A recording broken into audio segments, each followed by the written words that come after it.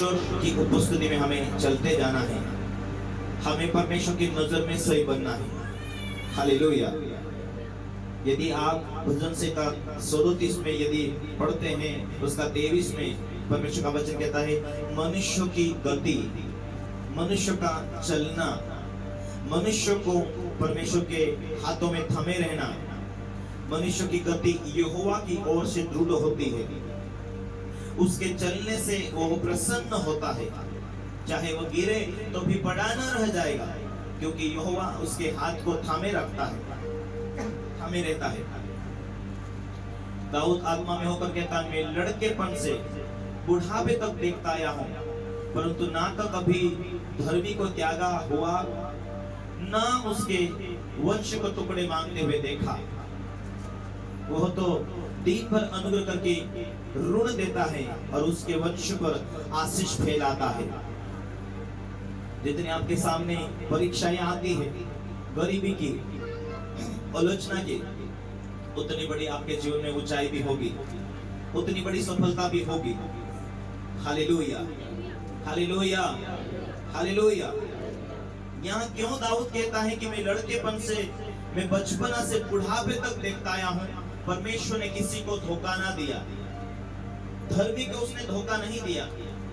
हमें इससे अनुभव मालूम होता है कि दुनिया कैसी भी चले, लेकिन हमें परमेश्वर के साथ चलना है। दुनिया जैसी भी तुमसे व्यवहार करती है, लेकिन तुम अपना चरित्र को परमेश्वर के हाथों में समर्पित करके चलो। तुम वो व्यवहार करे, वैसा ना करो।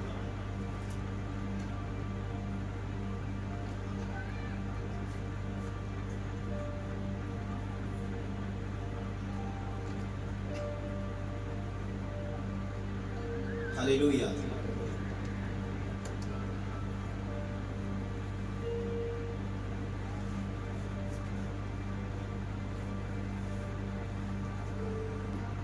क्योंकि यहोवा न्याय से प्रीति रखता है और अपने भक्तों को न तजेगा। उनकी तो रक्षा सदा होती है, परंतु दुष्ट का वश काट डाला जाएगा। हम प्रेम के बदले हम बुराई करेंगे या बुराई के बदले बुराई करेंगे तो क्या आएगा? दुष्टता। बिना कारण हम घमंड करेंगे, दुष्टता आएगी। हम एकताई को छोड़ देंगे, क्या आएगा? दुष्टता आएगी। हम अधीनताई एकताई छोड़ देंगे, क्या आएगी? दुष्टता आएगी। हालेलुया। इसीलिए हमें टेढ़ा स्वभाव नहीं, हमें अपना स्वभाव परमेश्वर के हाथ में सौंपना है। Hallelujah, hallelujah. वचनों की हमें खोज करेंगे, वचनों का अच्छा नॉलेज होगा, तो हम कभी भी अपने जीवन में अपने पवित्र आत्मा को दुखी ना करेंगे। परमेश्वर का वचन कहता है, यदि तुम परमेश्वर की आवाज को सुनते हो तो अपने हृदय को कठोर ना करो। तुम्हें ऊपर से आवाज नहीं आएगी, लेकिन वचनों से आवाज आएगी। पढ़ते हो वचन तब तुम्हें आवाज आएगी।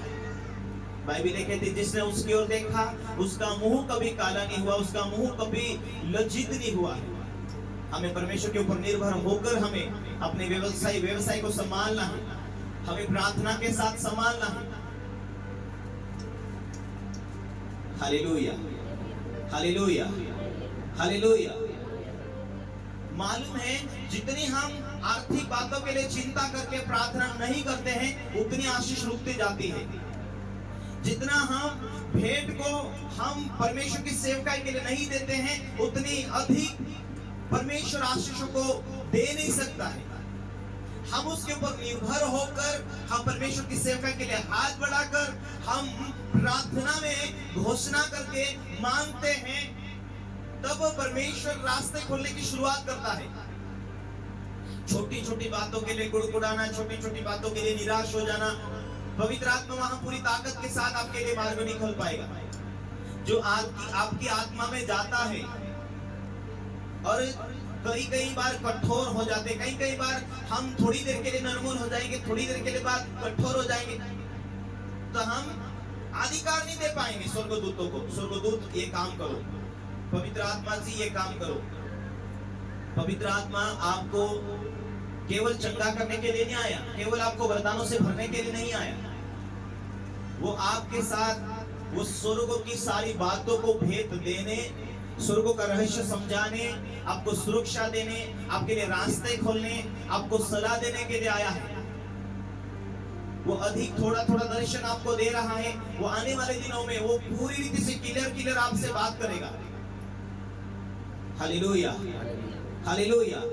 आत्मिक जीवन में लोग नुकसान प्रार्थना की कमी की वजह से करते हैं। दूसरा, आत्मिक माता पिता की ठट्ठा बुराई करने में वो लोग बंद जाते हैं। फिर ऑटोमेटिकली प्रार्थना करने में मन नहीं लगता, धीरे धीरे पाप करने में मन लगता है, लेकिन आत्मिक जीवन में उन्हें बढ़ने और जीने के लिए कभी मन नहीं लगेगा। तब एक बंधन का गढ़ आ जाता है। जब आप सिंपल साधारण जी रहे हैं तो वो गढ़ मालूम नहीं पड़ता है, लेकिन एक गढ़ में बंधे जाते हैं, आप दिखते नहीं है। आत्मिक जीवन की बंधने गढ़ आपको नहीं दिखती है। वो गढ़ होती है, किसी ने आपका मन दुखा दिया, उदास हो जाना एक गढ़ है, नाराज हो जाना एक गढ़ है, ये बंधन है। ये प्रार्थना ही नहीं कर पाना या ज्यादा देर तक प्रार्थना नहीं हो रही, ये एक गढ़ है जो अलसाई के द्वारा आया है। कुछ टाइमों के बाद किसी की चुगली हो जाएगी, निंदा हो जाएगी, ठट्ठा हो जाएगी, एक गढ़ है। हम बुराई करें बिना टाइम नहीं निकलेगा। एक पाप का ये गढ़ है, वो दिखता नहीं लेकिन वो छिपा रहता है।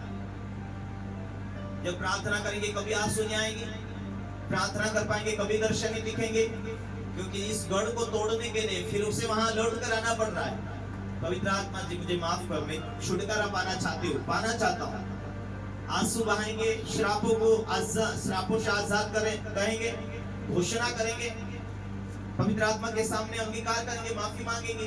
मैं आज के बाद कुछ अलग बनना चाहता हूँ। मुझे दर्शन दे, मुझे अगला लेवल में पहुंचना है, मुझे वरदानों से भरना है।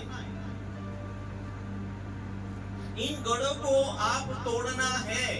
यदि आप परमेश्वर को सामने प्रश्न करते हैं, प्रभु ये क्यों नहीं किया, वो काम क्यों नहीं किया, मेरी बरकतें क्यों नहीं खुल रही, मैं इस डिप्रेशन में क्यों हूँ, मैं इस संघर्ष में क्यों